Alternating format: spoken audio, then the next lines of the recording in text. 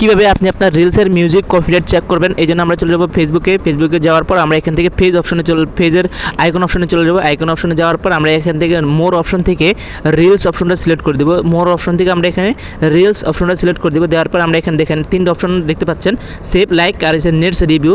আপনার ভিডিওতে যদি কপিরাইট ইস্যু থাকে, আপনার মিউজিক যদি কপিরাইট থাকে, তাহলে কিন্তু আপনার এখানে নেটস রিভিউ থাকবে।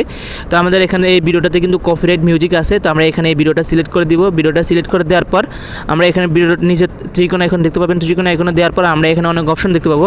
আপনি এখান থেকে চাইলে ভিডিও ডিলিট করতে পারবেন, অথবা আপনি এখানে চাইলে রিপ্লেস অডিও মানে আবার নতুন করে অডিও মিউজিক ব্যবহার করতে পারবেন। তো আমরা রিপ্লেস অডিও দিয়ে কন্টিনিউ দিয়ে আমরা এখান থেকে একটা মিউজিক সিলেক্ট করে দিব।